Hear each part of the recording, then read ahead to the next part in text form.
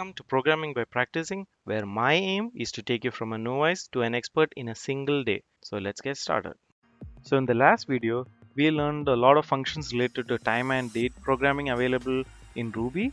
We learned how to create time, how to extract various fields out of a time object such as month or year, how to check whether it's a particular day, particular date, how to compare it with different time objects.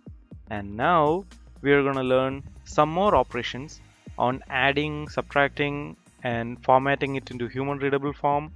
So let's quickly get back to it. And by the way, if you haven't checked out the first video, I'll provide a link for that in the description as well as a YouTube card. Okay, let's get started. So first, let me start by again defining a new time variable. Let's put it as time.new. Give 2002 as the year, and then January 1st, and then time, let's put it as 12 minutes and 12 seconds. Now the first operation which I want to teach you is the addition operation. So Ruby allows you to add seconds onto an existing time object. So all you have to do is just put plus and then give, let's say, 10 seconds. So if you try to print this, Ruby time.rb, it will print 22 seconds. Let's say you want to add 1 minute, just do some math, add 60 seconds to it. So it should add a minute. If you want to add an hour, just multiply it by 60. If you want to add, let's say, 2 hours, 2 into 60 minutes into 60 seconds. And if you add it, it'll print 14. Similarly, you can also perform subtraction, and Ruby will again convert from 12 to 10. So that's adding and subtracting seconds. Now another convenient method which you might use is to_a. This is nothing but it converts the time object into an array representation, and each of the element will be all these values: year, month, date, etc., so that you can use it as an array. So as you see, it printed the dates and then the hours, and then whether it supports daylight savings or not, then the time zone, etc., etc. So if you want, you can always manipulate as an array also. And we covered array in another lesson. Again, the link will be in the description box below. Anyway, continuing on.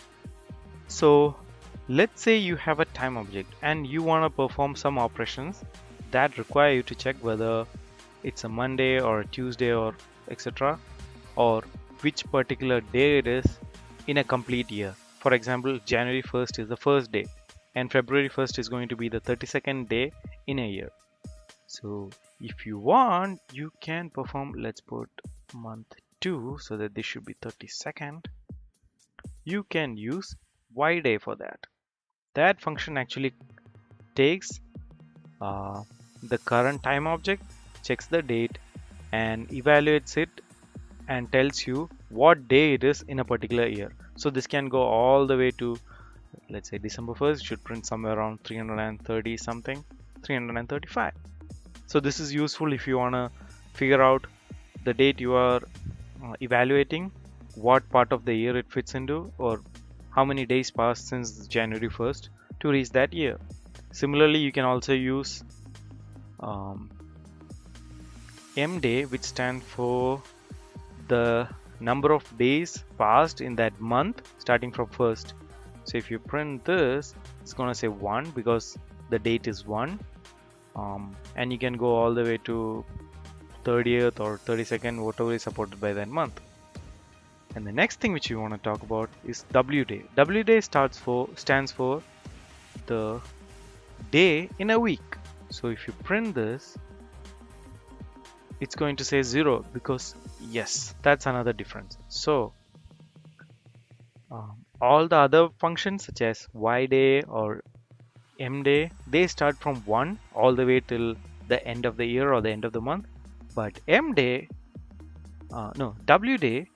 it starts from 0 to 6, where 0 represents Sunday and 6 represents Saturday. So let's check whether this is a Sunday. This would print true, right? So that's how you use these additional functions provided by Ruby. And again, if you have a time created, you can always convert it into you can interchange Like we learned yesterday that you can create a new time object in UTC time zone by using the provided UTC function, and if you try to print it, it prints in UTC. Now you can always convert it into local by using getLocal function, and this will convert that into a local time zone, and here it's Central Time Standard Time, so it printed in that format. You can always convert into GMT format, which is almost equivalent to UTC. So the final function which I want to teach you guys is how to format a time object into a nice little human readable form, Now for that we use the function strftime, which is string format time, and within this you can always pass in variables to kind of format your time according to the formatting parameters which you give. For example, if you give %a, it's actually going to print you the day represented by this time in a shorthand format. So if you print Ruby, it's going to print SUN. If you want to print full Sunday, you give capital A. Now you can add on to this by giving %b, and I think this prints the month in shorthand format. If you give capital B, it prints, it expands it and prints it. Similarly, you can give %age for hours.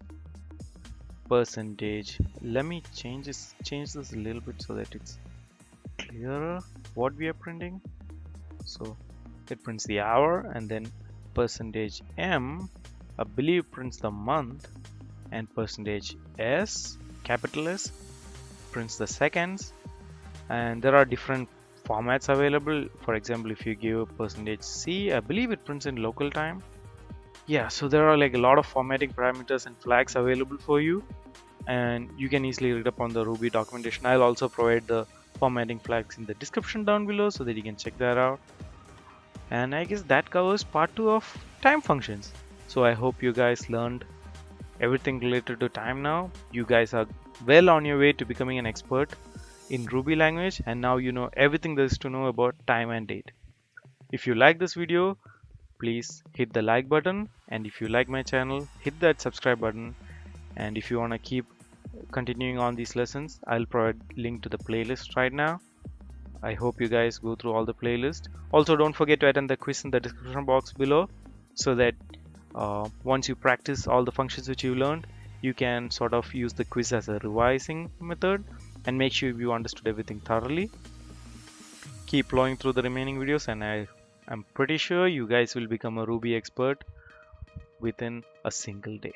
Alright, see you guys in the next video. Bye.